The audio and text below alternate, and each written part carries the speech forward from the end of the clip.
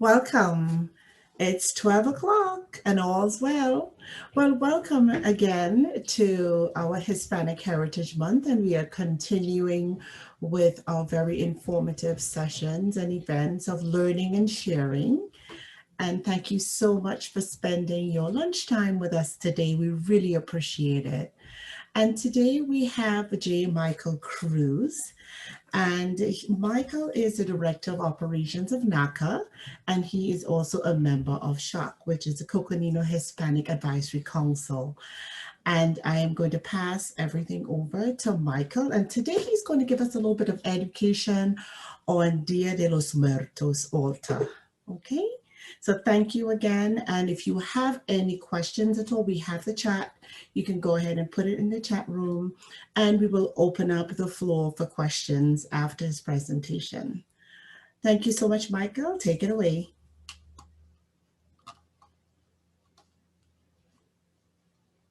Michael, you're on mute.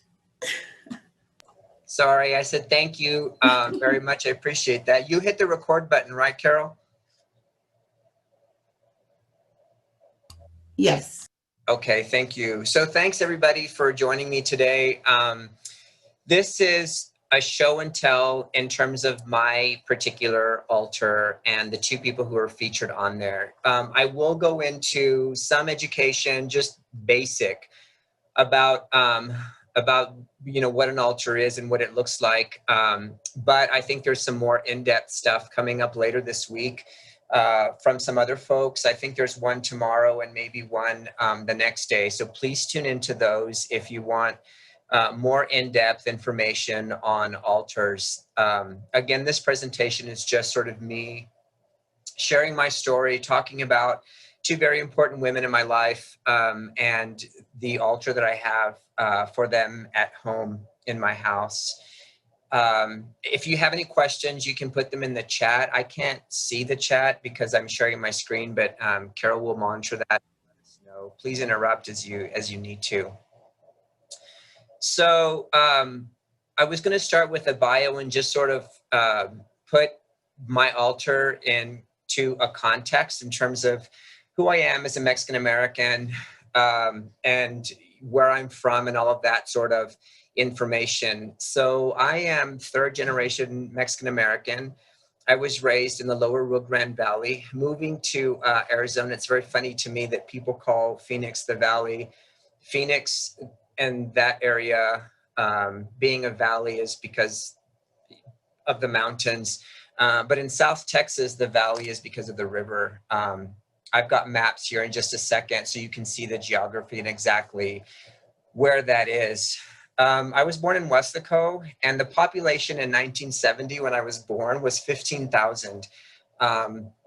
The Rio Grande Valley, again, as you'll see in a minute in the map, is basically made up of a bunch of little towns.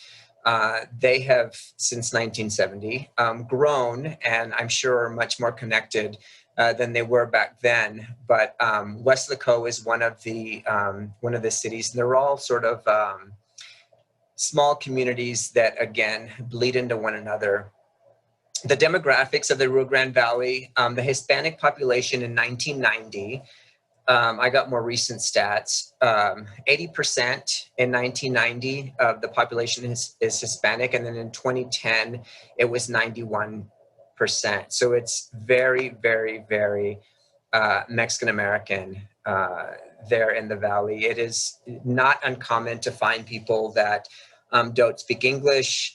Everything is pretty bilingual in terms of road signs, in terms of course, documents and all of that sort of stuff. But it is a very Mexican American part of the U.S. In terms of my personal family, my maternal grandparents are Spanish. They emigrated to Mexico as children, I believe. They lived in Mexico, but they are of Spanish descent. And then my paternal grandparents are Mexican. Spanish was my first language. We had women that took care of us as kids, and they were Spanish speaking, as everybody was back then. And so Spanish is the language that we spoke in the home, and that was the first language that I learned. My self-identity is as a Mexican-American or Hispanic, Latino, Mexicano. I don't use Latinx for the same reason that I wouldn't describe myself as Chicano. I feel like in terms of language, Latinx is attributed to a particular generation that I'm not a part of. Again, in the same way that Chicano is attributed to a particular generation that I'm not a part of. So I talk about myself as being Mexican-American, Hispanic, Latino, Mexicano, in terms of, again, sort of my ethnic identity. And then, of course, below you have the citation for the population in the Rio Grande Valley. So here's the map of the lower Rio Grande Valley. Here, of course, you have the state with 1 million counties compared to Arizona. And this is the part of the state that we talk about in terms of being the lower Rio Grande Valley. This is the Rio Grande River that separates the US from Mexico. So in Hidalgo County is Weslaco, where I was born, and then McAllen, Edinburgh, Mission. These are some of the larger cities in the county. And then Stark County is where Rio Grande City is. And this is where my mother's family is from. They went to school in Rio Grande City, but they also, they actually lived in a small, tiny town outside of Rio Grande City called Garciasville. I've got all that information in this PowerPoint, but just to give you an idea of where I'm from, where I was raised, where my roots are, where my Spanish comes from, where my identity comes from, it is right here, again, right along the US-Mexico border. This is sort of the same map, except that it shows, it gives you a good sense of how the cities are connected all along the highway. So from Brownsville, which is right by South Padre Island, from Brownsville all the way up to Rio Grande City and Roma, that's Highway 83 that takes you all the way, and you just hit city, one after the other. To give you a sense of scale, from Rio Grande City to McAllen is about 45 minutes. From McAllen to Harlingen is about 45 minutes. From Harlingen to Brownsville is about 45 minutes. So to go up from Brownsville to Roma, you know, again, would take you 3 hours tops if there's traffic. So it's a very small part of the state, but it's all, again, very connected.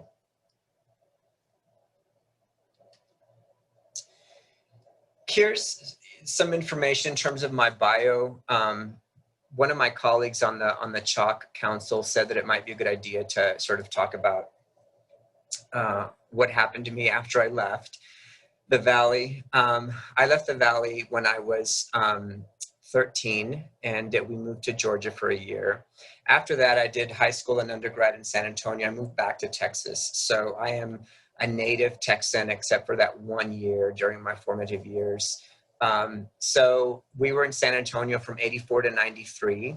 Then I moved to Dallas in 1993 and started graduate school. I have a master's degree in sociology from University of North Texas and a PhD in sociology from Texas Women's University. My PhD was conferred in 2001. These things are sort of important because one of the people on my altar is my grad school mentor. After graduating from grad school with the PhD, I moved to Maine. I had an assistant professor job in a sociology department in Portland, Maine. I was there for 4 years, from 2000 to 2005. And then, and that was a really interesting situation because it felt not as diverse as Dallas or San Antonio or the Valley. So many times I felt like it would have been nice to have a Chalk there. I moved back to Dallas in 2005 and was there until 2018 when I moved to Flagstaff. And I'm currently the Director of Operations at NACA. NACA is Native Americans for Community Action, and we are a nonprofit.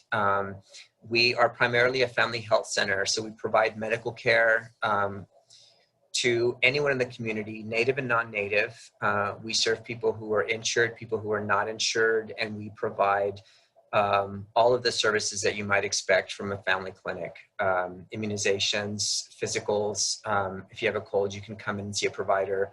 We also provide integrated care, and what that means is that we have a behavioral health department that is also within our family health center, so that a person can come in and see a medical person for their physical ailments, and then of course get connected with a behavioral health counselor. We have a really great behavioral health program. NACA also does a lot of social service types of work for people in the community. So we do have programs for people that need those types of services. And I've been here at NACA since December of 2018. I do have an Arizona counseling license. I'm a licensed professional counselor, and there's that information. Since moving to Flagstaff, I've gotten pretty involved with the community and service work. That is something that is really central to who I am as a sociologist. I will say that I left full-time higher education in 2013. So for the past 7 years, I've been doing nonprofit work. But I still identify as a sociologist, and so service work is really important to me. I currently am a member in these particular organizations, the National Association of Latino Elected and Appointed Officials, which is NALEO, the American Counseling Association, the Texas Counseling Association, and the Arizona Counseling Association. And here's my service work that I was alluding to in the previous slide. So being a part of the community is really very important to me. And so since coming here, I've really tried to get involved and help where I can. And so I do a lot of work for the city and the county, and I'm very fortunate that my current job as director of operations really sort of requires me to be involved in community service work, so that I can let people know that NACA is here and that we work with anybody who needs, again, physical health care or mental health care. So I'm part of the Symphony Orchestra Board. I joined that in February, and then I am part of the development committee. I chair that committee. That is started this summer. I'm part of CHOC. I am so happy to be part of CHOC. I have found my people in Flagstaff, and they are a really amazing group. We meet monthly and do all kinds of really great things for and on behalf of the community. I've been a member of CHOC since September of last year. This year for the city, I just started a really interesting, being part of a really interesting group. I'm very fortunate also here. I'm part of the City of Flagstaff Beautification and Public Art Commission. And that is a group of folks that basically helps in terms of getting public art in Flagstaff, in all of what that looks like. And I've been on 2 subcommittees for that. To determine, to select an artist for the Flagstaff Library. That building is going through a renovation, will be soon, and I helped select an artist for that project. And then I'm on another subcommittee for, we're getting a new bus connection center, and I'm on that subcommittee as well. And then last, this just came up this summer, and it has also been some really rewarding work. The Flagstaff Unified School District has put together a anti-racism, anti-bias task force, and it's a group of people, teachers, parents, administrators, community members who serve on this task force to really shed light on best practices and what the school district might do moving forward to help prevent anti-racism and anti-bias within the school system. So anyway, I do several things for the city and county, and really, really enjoy being a part of the community. Okay, so here is Dia de los Muertos. This particular day is 2 days, November 1st and the 2nd. And usually what happens is on the 1st, the children are celebrated. And then on the 2nd, the adults are celebrated. And it's a Mexican tradition, and it basically is takes place in order to honor the loved ones who've passed away. Altars take on various forms based on the region of Mexico. They will often have fresh fruits and vegetables, depending on, of course, the time of year, and flowers. And so depending on what grows in what region, the altars will vary based on, again, what's available. The belief here is that the souls of the deceased come back to us on these days.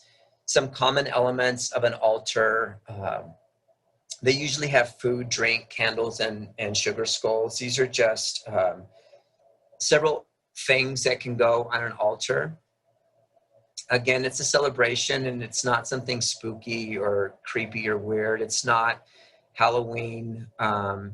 It is just a time to fondly remember people who've gone before us and to celebrate their life and return, of course, on these particular nights. So I had to tell you something really funny. The lights go out if I don't move, so I'll be right back. There we go. The elements of my own altar.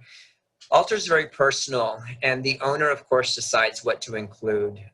While I mentioned previously the different things that can be on an altar, it depends on, the owner of the altar and what he or she wants to put on the altar. Altars can be permanent or temporary. For those of you that are local in Flagstaff, I know that they have displays of altars at the museum. So you'll see pictures of mine, and then you'll go to the museum and you'll see some very different altars, just because, again, it's a personal thing. Altars can be set up at home or at a burial site. My particular altar is permanent. It's in a room in my house. I've had it probably for, I don't know, maybe 15 years. It is a shelf on a bookshelf. You'll see it in a minute again. It's permanent. Again, it's part of my craft room. And I've got one shelf dedicated specifically to it. And then there's some spillover to a second shelf. The items on there are specifically from Mexico. I've traveled. DF is Distrito Federal, which is Mexico City. In Mexico, locals call Mexico City DF. And then, of course, from Guadalajara. Guadalajara is a really culturally rich, interesting place to visit. They have 3 suburbs. Zapopan, Tlaquepaque, and Tonalá are 3 little artist cities that are around Guadalajara, and you can take a bus for I think it's like a 30-minute ride. And they've got some really neat craft spaces there. My altar, again, has skulls, candles, skeletons, Katrinas, hearts, and religious artifacts. Much of Mexican religious iconography is about the Virgen de Guadalupe. And so you'll see that on my altar, of course, but also associated with Mexican religious identity. I do have 2 candle holders that I was fortunate to get. After my aunt passed away, my cousins were going through, her things, and I was lucky enough to get 2 candle holders that belonged to her. So this is my aunt, Nelda Velia Guerra. Guerra is her middle name. Her maiden name. Velia is her middle name. Guerra is her maiden name. So my mother's family, their last name is Guerra. She married a man named Hernan Garza. She lived from 1936 to 2000, so she was 64 when she passed away. She was the second oldest in a family of 5. There were 5 children in that family. She was one of 4 daughters, so there were 4 girls and 1 boy. I have an uncle from that family. They were raised again in Garciasville, Texas. The population of Garciasville, I texted this, I Googled it, I'm sorry, and the population in 2010 was 46. So it is a community. It is a very small community. She was married and had 3 children. I have 3 cousins. You'll see a very old picture that I found. You'll see my cousins there. She lived in Rio Grande City all of her adult life. She passed away from cancer at 64, and the date of her passing is November the 8th. While she was going through treatment for cancer, this very weird thing happened. My uncle, her husband, who had not been sick, they went into the hospital. He went, of course, to support her so she could get chemo. And something happened to my uncle, and he passed away. And it was a very sudden, strange, surreal sort of thing. She lived, I think, 2 or 3 years after that, alone, after my uncle passed. But, the irony was that she had been living and battling cancer for several years, and all of a sudden my uncle passed. So this is my aunt. This is Garciasville. I wanted to give you a sense of where my mother is from and her family. And of course, my Aunt Nelda is my mother's sister. So it's, you can read this paragraph, very, very, very small community outside of Rio Grande City. And I'll show that. I have a slide of a map again. So here's the map. So again, here's Rio Grande City. Garciasville is a community that is literally right outside of it, because the kids who live in Garciasville go to school in Rio Grande City. So it's distance that is busable. I think that's a word. And here's my dear aunt. This is her, of course, on the right. I could not find an obituary for her. I tried and tried and tried. And the best I could find was this thank you that the family had posted in the newspaper in response to all of the support that that came their way. So, here's a prayer, but these are her birthday and the date of her passing away, a message from the family, and then a Bible verse. And so again, Garza is her married name, and Guerra is her maiden name. So all of my aunts and cousins and family from that side collectively wrote and published this thank you. And so here's my aunt. This is the whole picture that I found. So in this photo, this is my mother and this is my aunt. And so these 2 women are sisters. This is my uncle. His name is Hernan, but all Hernans are called Nune. I don't really know why, but that's my uncle Nune. My Aunt Nelda, she's the one again who passed away. And this is my dad. And so my dad and my mom's sister, my Aunt Nelda, and my uncle Nune. Now there are kids here. I don't know if you can see the kids. This picture, I believe, was taken in Guadalajara when we took a family vacation and we were on donkeys to do some trail or hike or something. But this is me. I'm a year and a half in this photo. This is my cousin. His name is Jose Luis. And he is, I think he's 3 or 4 years older than I am. This is my cousin Gina. She is maybe 6 years older than I am. And then this is my cousin Nune. So these are the 3 children that my Aunt Nelda and Uncle Nune had. Jose Luis, Gina, and he's also an Hernan. So they called him Nune as well. So again, this is my aunt, my uncle, and their 3 kids. In the photo, here's my sister, who is 4 years older than I am. So my mother, my sister, and then here I am and my dad and my aunt and my uncle.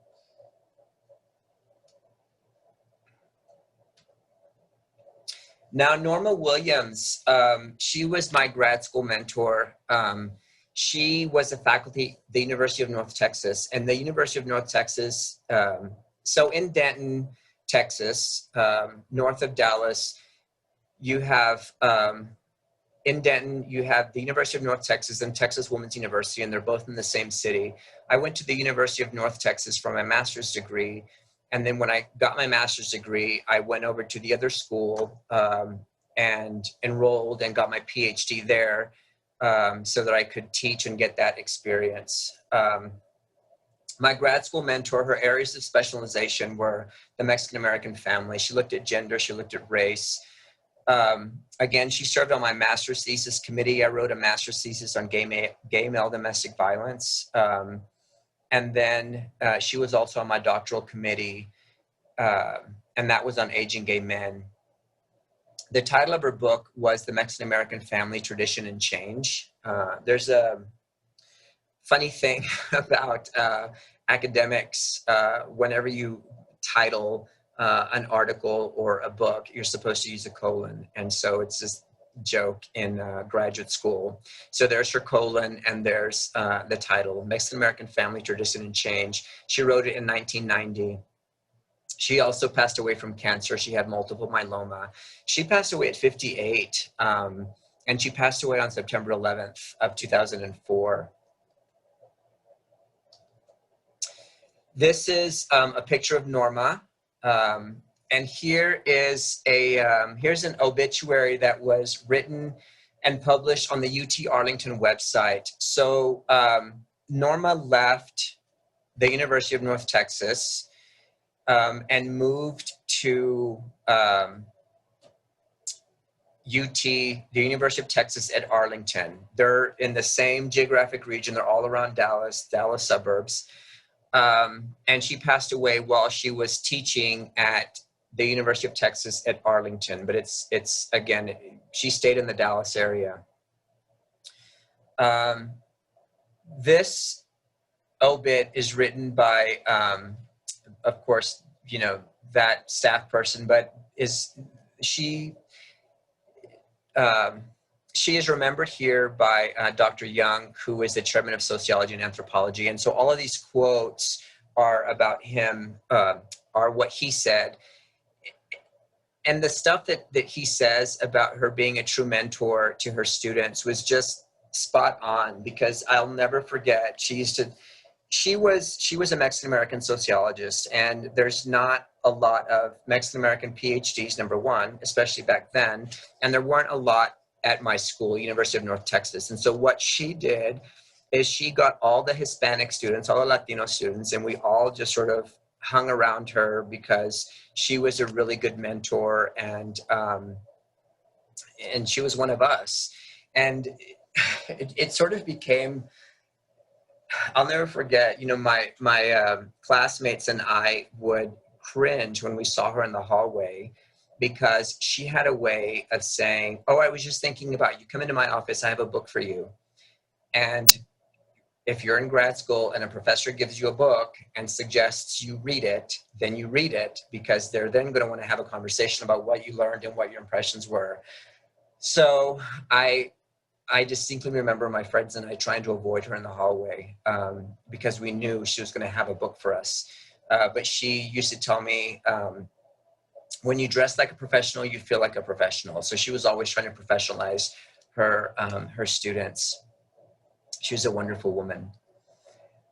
This is another obituary. This was written by Gideon Schoberg, who was her advisor when she was at the University of Texas, Austin, getting her PhD. This obituary was published in the American Sociological Association, has a publication called ASA Footnotes, and it's a paper publication that comes out every month that has all kinds of information on it. In the very back, it has obituaries, and so Gideon Schoberg wrote this obituary for her, and it's a very sweet remembrance of her, and also talks about her mentoring. right here, actually, it says she consistently commanded a large following among students, many of whom she spent time mentoring. She was just tremendous. So here's my altar. My sister was on this call. I don't know if she's still on it, but these legs right here are the legs of a Barbie doll that are sitting above the shelf, on the shelf above that I used in teaching sociology classes. My niece gave me those dolls years ago when she was a baby, but I digressed. This is my altar. Here are some candles. You see them in the back, and then here are all the Catrinas. Here's the Virgen de Guadalupe that I mentioned, the skulls. Here's a cross. Here's, of course, Norma, and here's my Aunt Nelda. Here's a mirror. And then over here, some more Catrinas. And these are candle holders. They fit a thin candle. These things are milagros. So in Mexico, if you have an ailment, it's a very Catholic belief, but if you have an ailment, you get these little charms and you pray with the charms. So a milagro is a miracle. And this is a mirror. It hangs, but I have it sitting down. And then, of course, the cross with some milagros there. So this is the altar. The shelf is probably about, the lights are going out again. The shelf is probably about 2.5 feet long and about 16 inches deep. And so this is where I have my professor and my dear aunt. And then this is the shelf that spills over.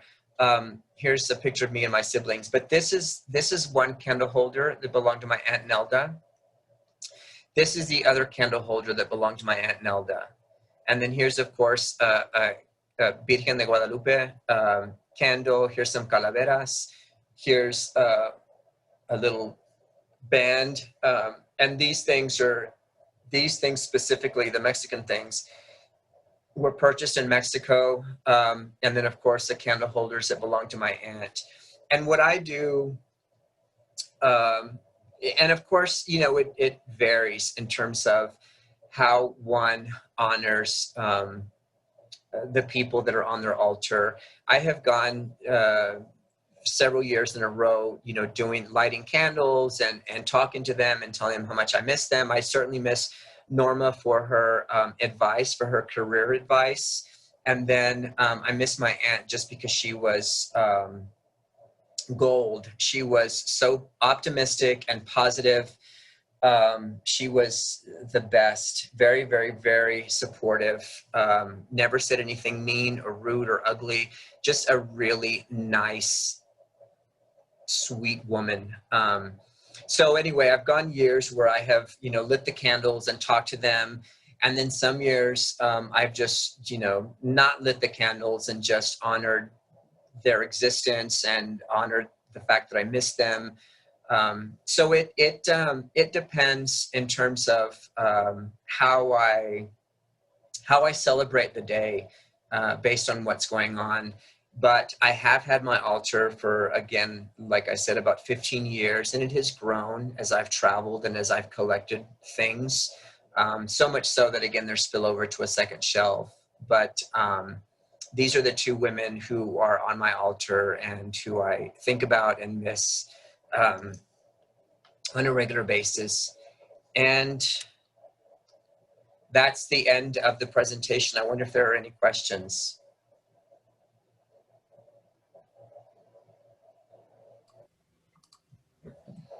Thank you so much, Michael. I do have a question. And my question is there any particular day that you would like the candles on your altar? On the second is when I do it at my house. But like I said, you know, people sort of do it different days. Sometimes they will celebrate both the first and the second, but I do it on the second. Great, thank you.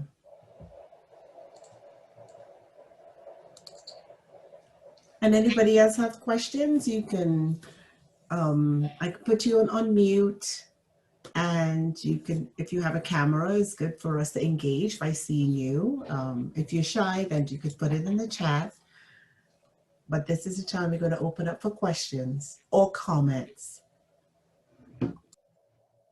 Hi, this is Liz from County Parks. Thank you for the presentation. I was wondering, how long do you leave the altar up? So it's up year round. It occupies a permanent shelf in a bookshelf of my house. It's always up. That's why there's no food. I mean, obviously, right? And during the you know, if I'm celebrating or partaking in you know, their honor, I don't put food on there because, again, it is a shelf in my house, but it's always up. I see a question here in the chat from Jeanine, and she asked, Michael, do you continue to add to the altar year round? Yeah, you know, I haven't traveled because of COVID, I think, like everybody else. But when I do travel and I do go to Mexico, I do, you know, go to the gift shops and shop and find things. And if I find something that's unique, I will buy it and add to it. I am aware that, you know, I'm running out of space, but I do enjoy, shopping, and I do enjoy shopping in terms of their memory. So yes, I will add if I find something. I have another question here from Soraya. She is asking, what is under the Milagro trinkets? They look like pictures. This right here is it's a heart with a flame. That's the shape. And then there are photographs of saints and the Virgin on this. It's a really neat piece. It's actually metal that has been shaped and formed. And then this is it's a window, and in the middle of it is a heart. And so the window, you know, sort of covers that, but I leave it open. And then these are photos of saints that have been decoupaged or adhered to the metal piece. Thank you. And I have a question here from Christine Whelan, and she's saying, is this a tradition from Mexico? My parents and my grandparents and parents never showed this tradition to us. They are from New Mexico. Yes, it's a Mexican thing. I don't know. I have friends that are Spanish and they don't do this. It's definitely a Mexican tradition from Mexico. Thank you. And Lorraine O'Neill says, my daughter-in-law has family in the areas you showed in Texas. I've been to Edinburgh, McAllen, South Padre Island, Reynosa areas you showed on your map. It is very beautiful, and I always enjoy my time in that area.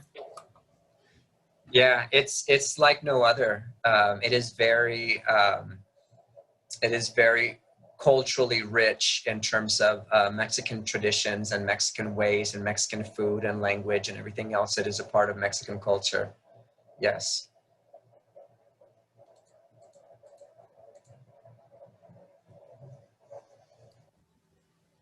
Any other questions or comments? Keep it coming.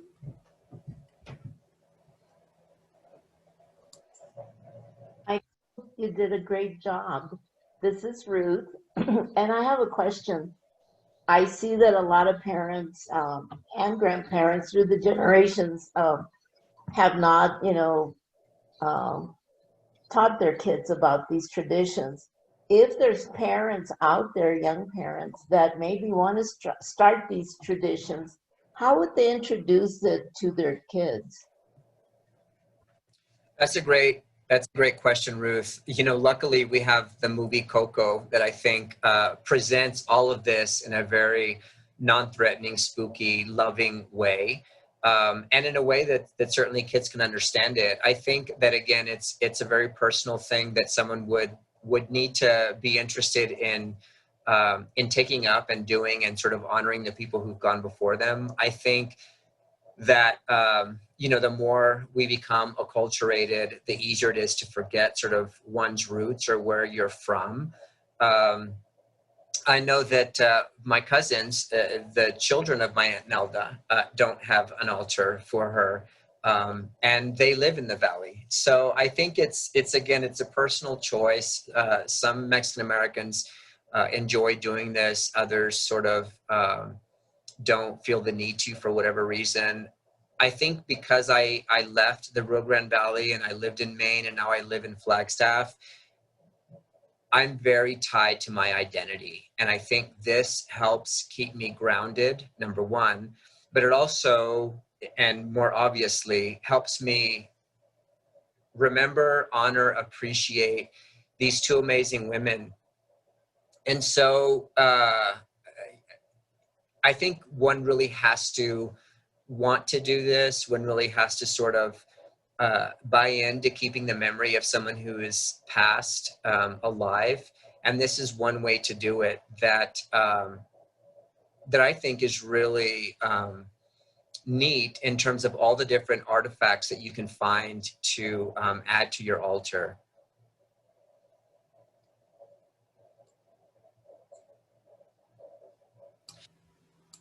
Excellent. I have another question. I have actually a comment here from Soraya Padilla. And she says, in Ecuador, they celebrate the Dia de los Muertos on November the 2nd. They have a picnic feast on the graves of their ancestors with a plate of food being set out for the dead. The meal actually includes bread babies. I still have some of the bread babies. That's interesting. There is a sort of picnic that that people do at the burial site frequently. In fact, that tradition is depicted in the movie Coco.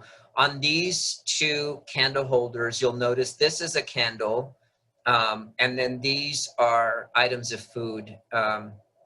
So again, the use of food is definitely part of the tradition. And a lot of times what happens is people will put up an altar and then take it down. And if it's temporary, they'll have the flames, they'll have alcohol, they'll have water, they'll have food, and they'll partake in those items. And then once the day is over, they take it down. Again, I don't have any of that stuff because this is permanent. And I don't, you know, I don't travel to their burial sites or do anything like that. This altar comes with me, moves with me, stays with me, and that's how I celebrate and honor these women.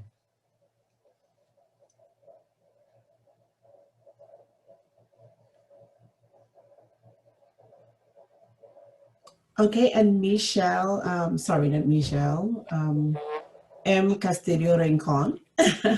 She says, every year I make Day of the Dead bread and it is delicious and I put some bread on the ofrenda. Yes. Yes. It's wonderful to see how our heritage all over the world we are connected, because I'm from Trinidad and Tobago, and on the 1st and 2nd of November, we celebrate All Saints Day and All Souls Day, and we go to the burial site of our loved ones, and we light candles and put flowers on there for the 1st and the 2nd of November each year. And it's, of course, came down from the Hispanic heritage from the Caribbean. On the 1st of November, though, it was when all the Catholics would actually celebrate the Day of the Dead. And on the 2nd is for all other religions. So usually we used to go on the first and the second, but we skip the second now and go on the second because on the second everybody is there. Right. And people put up tents, people put up pictures. But one thing is different. I never saw the food part of it. Nobody actually has the food. But they have the lights and the pictures and the flowers and the music. Yes. So it's all linked in some way. Yeah, certainly.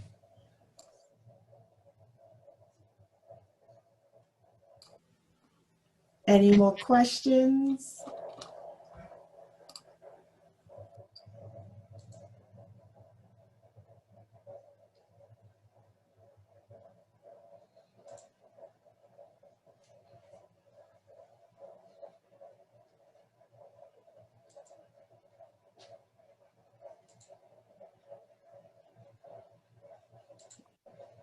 Maybe someone can share that recipe of the dead bread, and maybe you could post it, Carol.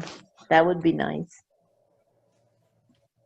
That is an awesome idea, Mrs. Eaton.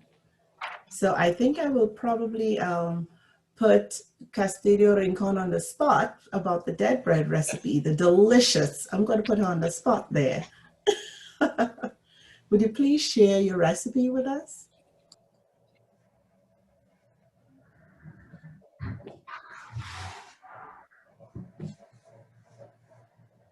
You can email it to me. I'll give you my email address if you wish to share it, if you want to. Putting in the chat. Thank you.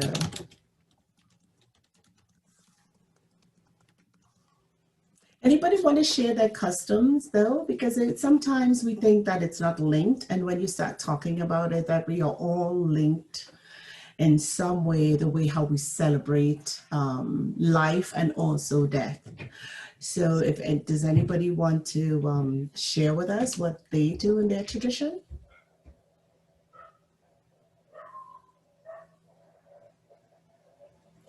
I see a question here from Viviana.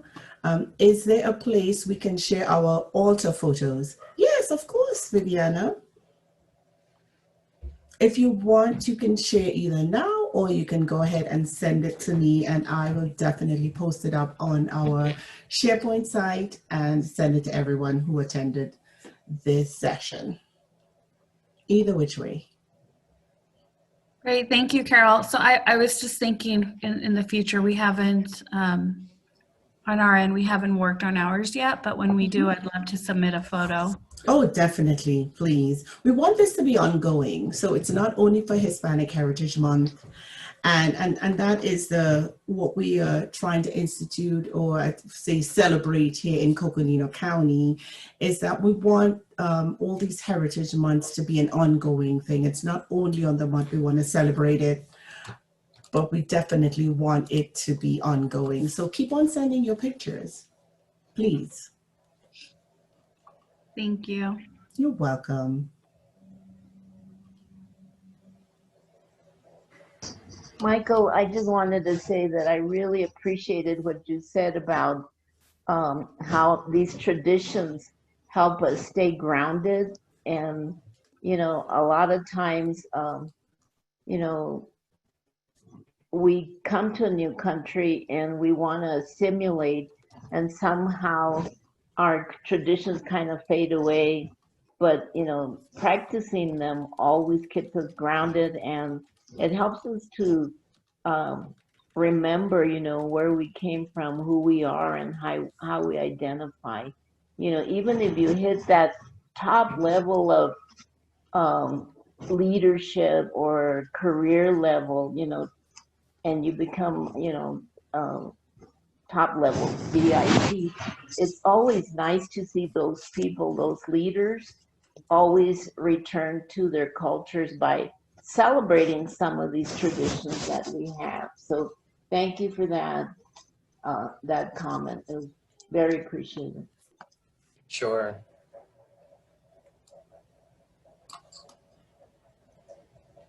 And one of the things too I've recognized is we don't have time anymore to sit and tell stories, right? I know the folklore stories sometimes could be spooky and, but as you said, Michael, earlier, that Coco had a wonderful way, that movie Coco had a really lovely way of bringing over the tradition in a really, let's say, non-frightening way. But Right. I think just going back to telling stories and sitting down at a dinner table and telling stories. Now, I know before COVID, we were all busy racing the clock, but now we're home with our families and we're doing things virtually. And some parents are home now with grandchildren and with children. And I think this is a good time for us to just pause and start sharing stories, because if we don't tell the next generation what has happened in the previous generations or even in our generation, there's nothing to carry on. And I think that is a really good point for us to carry on different traditions, So the storytelling, or tell me about my grandpa, or tell me about my aunt, that is a good way to start, keeping the tradition. Right. And, so many things just get lost. I mean, like I said, I tried for about a week to track down my Aunt Nelda's obituary, and nobody had it. I was shocked and disappointed that, her kids, my cousins, didn't have it. And of course, I couldn't find it online. And my mother even tried, she went to the library in Rio Grande City. She went to the newspaper, and, nobody had archives from just 20 years ago. So it's really unfortunate, I think, that once something is lost, it's lost.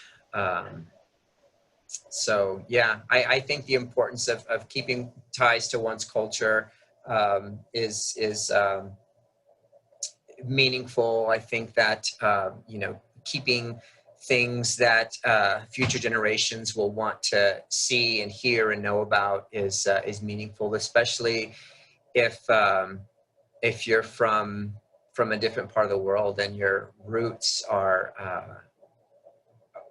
such that you have very specific cultural practices and meanings associated with that.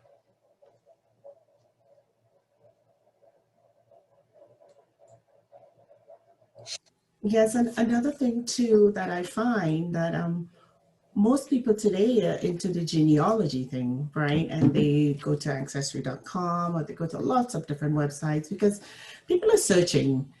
People are searching to find out where they come from and why are they who they are today, right? Because as we know, if you know who you are, or you know your past, you know your destiny. It would help you with your destiny.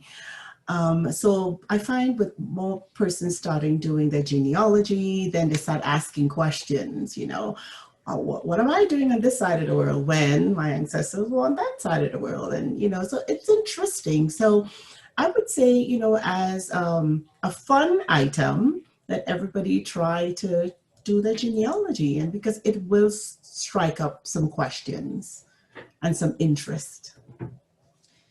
Right. And I think it's also interesting to think about, not just that our ancestors came from a different part of the world, but how did they live there? What are some of the things that they did?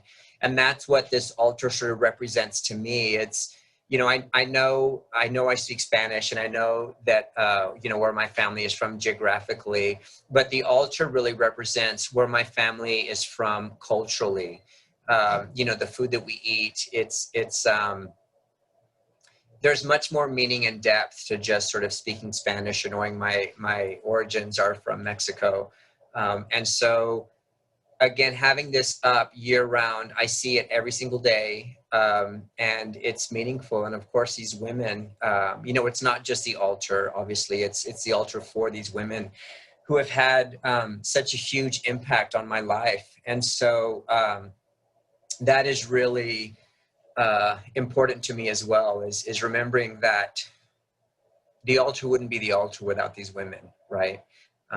So yeah, I think practicing your own culture, it really helps ground you, keep you humble, but also keep you tied to your past in that way.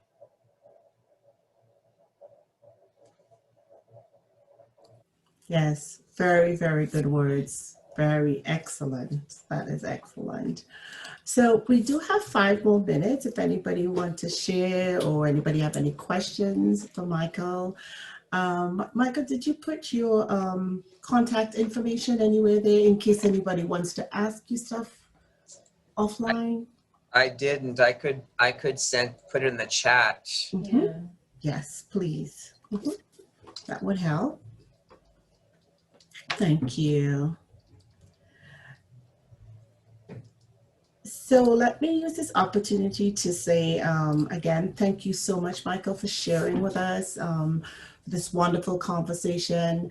Thank you, Mrs. Eaton, for joining us, and everybody else who are on here. And tomorrow at, again, 12 to 1, we will have Halloween versus Dia de los Muertos. So again, we're going to be discussing Dia de los Muertos, but on another concept and on another context.